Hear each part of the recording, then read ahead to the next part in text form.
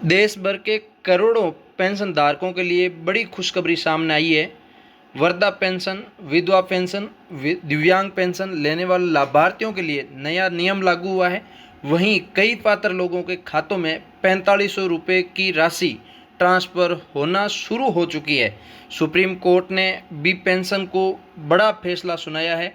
आखिर क्या है इस नियम और किसको फ़ायदा मिलेगा, इसकी सारी जानकारी आपके सामने मैं पेश करूंगा। तो जल्दी से आप चैनल सब्सक्राइब कर सकते हैं।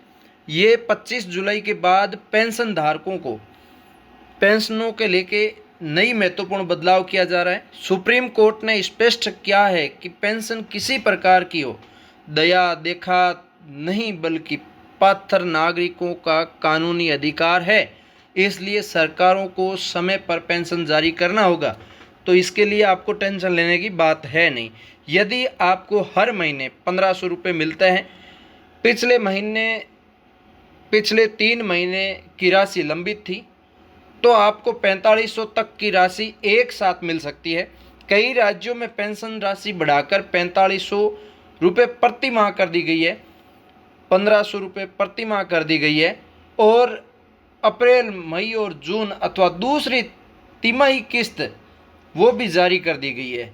तो इसके लिए जल्दी से आप चैनल सब्सक्राइब कर लीजिए। व्हाट्सअप चैनल पे आप जुड़ जाइए, पूरी कंप्लीट डिटेल अपने देखने वाले हैं। सुप्रीम कोर्ट ने कहा है कि यदि कोई सरकार पेंशन योजना लागू करती है तो लाभार्थियों को समय पर भुगतान करना उसका दायित्व है।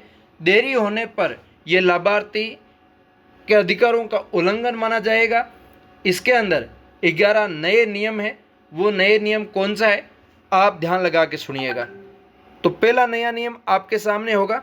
वो नए नियम जो बहुत इंपॉर्टेंट है, पहला नया नियम आपके सामने है कि आप इसके अंदर देख सकते हैं, वार्षिक सत्यापन लाइफ सर्टिफिकेट अनिवार्य है। आपने लाइफ सर्टिफिकेट नहीं बनाया है, वार्षिक सत्यापन नहीं करवाया है, तो जल्दी से करवा लीजिए। दूसरा है आधार सीडिंग, बहुत ज़रूरी है आधार सीडिंग करना, आधार खाते से लिंक होना बहुत ज़रूरी है। तीसरा नया नियम क्या है, डीबीटी के समय ही पेंशन का भुगतान होगा। तो डीबीटी बंद तो पेंशन बंद, डीबीटी आपकी चालू होनी चाहिए। चौथा नया नियम क्या है, केवाईसी करना अनिवार्य है, बायोमेट्रिक सत्यापन होना जरूरी है। आपका अंगूठा लगेगा तो ही आपकी पेंशन आएगी। पांचवा नया नियम आयु सीमा को संबंधित है। राज्य अनुसार निर्धारित आयु सीमा आपकी लागू होगी। सभी राज्यों के अलग अलग जो है लागू होने वाली है। नेक्स्ट आपकी 6 नंबर, दिव्यांग पेंशन के लिए न्यूनतम 40% दिव्यांगता सर्टिफिकेट होना चाहिए। कम से कम 40% सर्टिफिकेट आपके पास दिव्यांगता का होगा तभी मान्य होगा। नेक्स्ट 7वां नियम, विधवा पेंशन के लिए पुनर्विवाह नहीं होना चाहिए, और 8वां, आयकर दाता इनकम टैक्स पेयर परिवार को नहीं मिलेगी। नेक्स्ट है बैंक खाता आधार लिंक होना अनिवार्य है, बैंक खाता आधार लिंक से होना अनिवार्य है। 10वां नियम आपके सामने, गलत जानकारी देने पर पेंशन राशि और वसूली भी होगी, बंद भी हो जाएगी, रिकवरी भी होगी, कानूनी कार्रवाई भी होगी, सभी चीज़ें आपके साथ लागू होने वाली है। 11वां नया नियम क्या है, आधार, राशन कार्ड, बैंक पासबुक में जानकारी मिलना आवश्यक है, वो आपके लिए बहुत इंपॉर्टेंट है। इसके बाद मैं बात करूं, 60 वर्ष पूर्ण होने के बाद पात्र नागरिकों को भविष्य में सौते पेंशन योजना से जोड़ने की दिशा में काम किया जा रहा है, और ऐसे कई लोगों का आवेदन प्रक्रिया राहत मिल सकती है। तो बहुत जल्दी आपको राहत मिल जाएगी, कोई टेंशन लेने की बात नहीं है। नेक्स्ट बात करूं, यदि आपको अभी तक पेंशन नहीं मिली तो अपने राज्य के सामाजिक सुरक्षा पोर्टल पर आपको जाना है, वहाँ पेंशनर सूची या आवेदन स्थिति विकल्प पर क्लिक करना है और रजिस्ट्रेशन कर लेना है।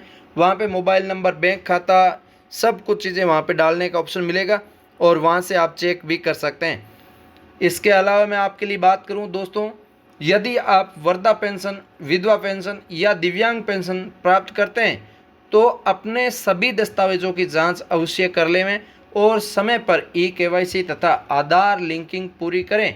आपके राज्य में कितनी राशि पेंशन मिल रही है और कितने महीने की पेंशन बकाया है, और कमेंट करके आप ज़रूर बताएंगे। वीडियो पसंद आया है तो लाइक से सब्सक्राइब जरूर करेंगे और मिलेंगे किसी नई वीडियो के साथ। तब तक के लिए जय हिंद, जय भारत।